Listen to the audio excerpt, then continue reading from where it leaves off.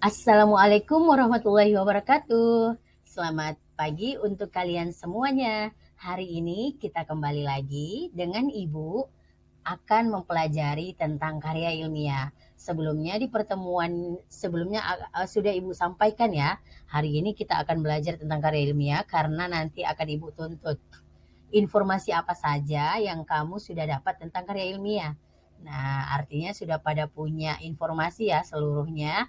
Jadi nanti kita akan mengetahui lebih banyak tentang karya ilmiah. Bahkan mungkin bisa jadi informasi yang kamu punya tentang karya ilmiah itu banyak yang tidak valid. Oke, di mana tidak validnya? Apakah ada yang baru yang kamu pahami tentang karya ilmiah?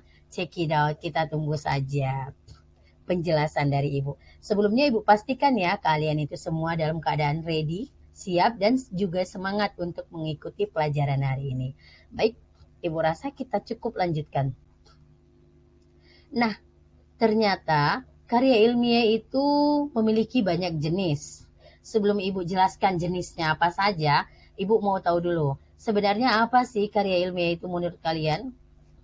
Ya, krik krik krik. Kalian boleh jawab dalam hati ya. Apa itu karya ilmiah? Oke, kayaknya secara telepatik kalian sudah sampaikan ke Ibu. Menurut kalian pasti karya ilmiah itu adalah sebuah karya kan? Yang dituliskan secara ilmiah atau memiliki aturan-aturan ilmiah ataupun sistematika khusus. Nah, seperti itu. Benar-benar aja sih. Nah, yang kalian sampaikan itu mungkin ada benarnya ya. Tapi Ibu rampungkan dulu. Karya ilmiah itu adalah sebuah karya tulis untuk memecahkan sebuah permasalahan yang mana berbentuk ataupun harus sesuai dengan aturan-aturan ilmiah. Artinya harus memiliki sistematika khusus ya. Nah, untuk itu bagaimana Bu bentuk sistematikanya? Nah, ini dilihat dari jenis-jenisnya. Kalian bisa lihat dengan 3 jenis ini ya. Yang pertama, karya ilmiah itu ada jenis populer, semi formal dan formal. Gimana sih Bu maksudnya itu semua? Oke, check it out. Kita lanjut ke slide selanjutnya. Ya, yang dimaksud karya ilmiah populer itu, di sini Ibu tidak akan menjelaskan, tapi kita bisa lihat dari ciri-cirinya ya. Biasanya kalau populer itu temanya itu sangat dekat dengan sekeliling kita. Kemudian itu juga terbit mudah didapat atau terbit di mana-mana. Contohnya seperti majalah, surat kabar. Nah, seperti itu ya. Mudah untuk kita temui. Nah, seperti itu. Kemudian dia tidak punya aturan yang khusus atau sistematika yang rumit karena ini baru berbentuk yang sederhana. Makanya dikatakan populer, mudah didapat di mana aja, makanya populer ya. Kemudian cenderung bahasanya itu santai, tidak berat. Nah, biasanya contohnya itu seperti artikel. Nah, begitu ya. Apa saja Bu komponen dari ataupun sistematika untuk menulis artikel ini? Biasanya ini akan berisi fakta, analisis, dan solusi. Kalian bisa lihat contoh di slide selanjutnya. Nah, bisa dilihat ya. Ini yang bagian atas adalah contoh karya ilmiah yang mana dimuat di salah satu surat kabar atau koran ya. Nah, di bawah bisa kalian lihat itu adalah salah satu contoh karya ilmiah yang berbentuk artikel ilmiah. Artinya ini dituliskan mengikuti aturan-aturan ilmiah. Biasanya ini terdapat judul, abstrak, pendahuluan, landasan teori, metode penelitian, hasil penelitian, kesimpulan, dan daftar pustaka. Jadi dia lebih agak banyak daripada artikel biasa. Nah, kalau artikel biasa kita lihat hanya ada fakta, analisis, dan solusi. Itu ya contoh dari salah satu karya ilmiah berjenis populer. Kita lanjutkan yang kedua,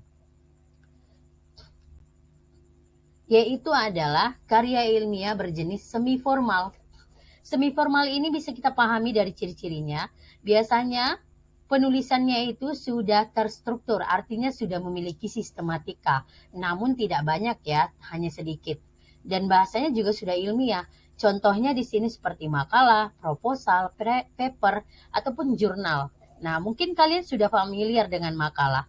Kalau makalah itu strukturnya seperti apa ya? Oke, boleh kita intip. Nah, di sini contohnya. Nah, contoh yang semi formal ini bisa kita lihat, salah satunya adalah katanya kan di sini tadi semi formal itu poinnya dia sudah memiliki sistematika. berarti sudah ada terstruktur. Nah, biasanya diawali dari, bisa kita lihat contoh yang di bawah, ada bab pendahuluan, bab pembahasan, dan bab penutup. Itu yang dimaksud semi formal.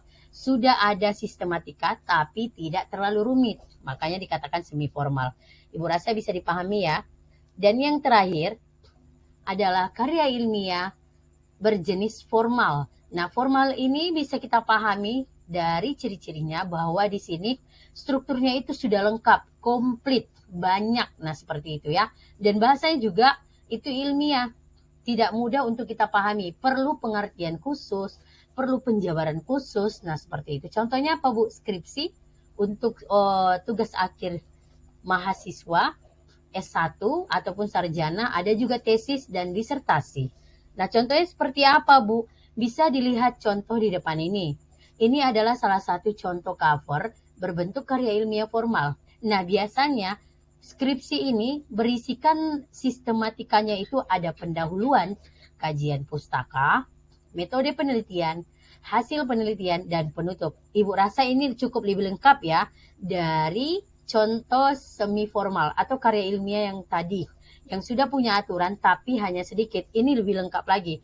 Makanya dikatakan ini formal, bukan semi formal ataupun populer. Ibu rasa kalian semua bisa mengerti ya. Untuk penjelasan Ibu, itulah seputar mengenal karya ilmiah dan jenis-jenisnya maupun bentuk-bentuknya anak-anak Ibu sekalian. Semoga dengan penjelasan Ibu hari ini bisa menambahkan pengetahuan bagi kita agar nanti kedepannya kita bisa menerapkan dalam kehidupan kita sehari-hari. Ibu rasa itu saja untuk hari ini. Maka Ibu akhiri dengan wassalamualaikum warahmatullahi wabarakatuh. Stay safe dan tetap semangat.